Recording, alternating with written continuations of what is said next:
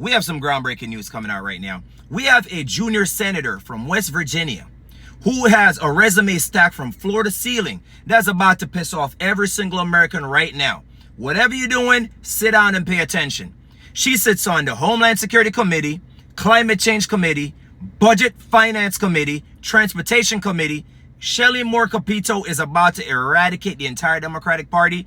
And I mean, wait till you hear about the Inflation Reduction Act, or as she like to call it, the Invest in Radical Activities Act. Let me roll the clip. Okay.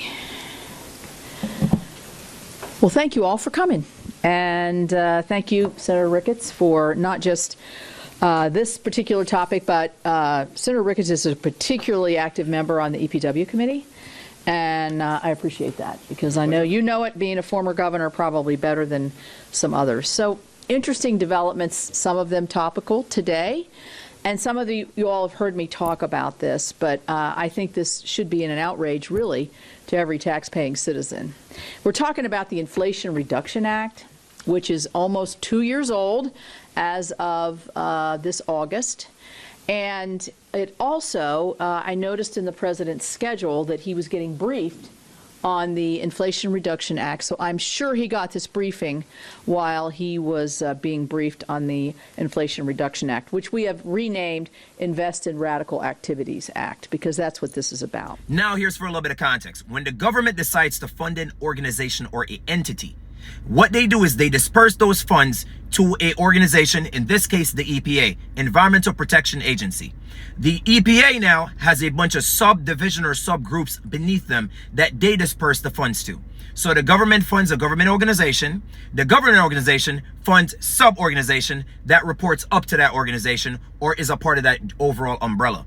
So those smaller groups, before the government funds any activity, they're briefed, and their team has done their due diligence to ensure that whoever we're giving money to is a legitimate organization. We're checking for websites, we're checking for credit lines, we're checking for history, we're checking for criminal activities. We have the best security in the land.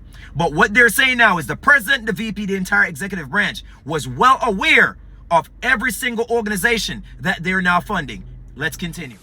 So we've really been digging into who is getting these massive amounts of grants through the EPA. There's $3 billion in the Inflation Reduction Act, the IRA, that will go for different climate kind of buckets. And in our investigation, we found that a lot of this money that's going out really has little to do with the environment and a lot to do with funding groups that are basically engaged in what I characterize as anti-American activities.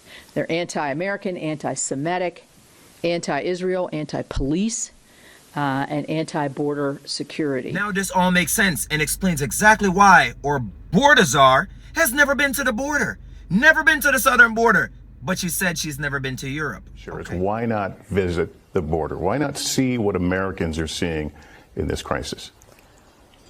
Well, we are going to the border. We have to deal with what's happening at the border. There's no question about that. That's not a debatable point.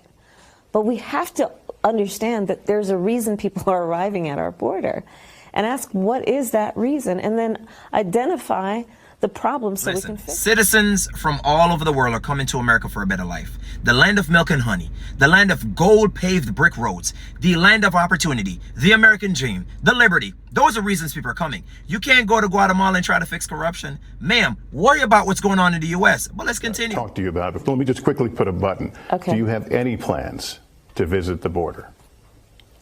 I'm here in Guatemala today. At some point, we are going to the border. We've been to the border. So this whole thing about the border, we've been to the border. We've been to the border. You haven't been to the border. And I haven't been to Europe. And I don't understand the point that you're making. I'm not discounting the importance of the border. Well, I mentioned it because even I know Republicans have certainly come at you on this, but Democratic Congressman Cuellar has a border district, has said to you and the president, come. You need to see this. Listen, I care about what's happening at the border. So the first one I'm going to go to is, and before I do that, I'm also going to say that Vice President Harris, who is now the nominee for the Democrat presidential race, is quoted here. "I've put equity at the center of our nation's largest investment in climate in history to reach the organizations that know their community best." That's what she said when they rolled out and actually named these organizations. And interestingly, today, there was a news article today saying that the green groups have now formed a coalition today, and guess who they're endorsing for president? Vice President Harris. So let's go over to the following one. I say follow the money because I think that's where you find out. The first one is climate justice. It's up on the top right-hand bar there, $100 million. They have glorified Hamas in a lot of their social media, on their websites and other things.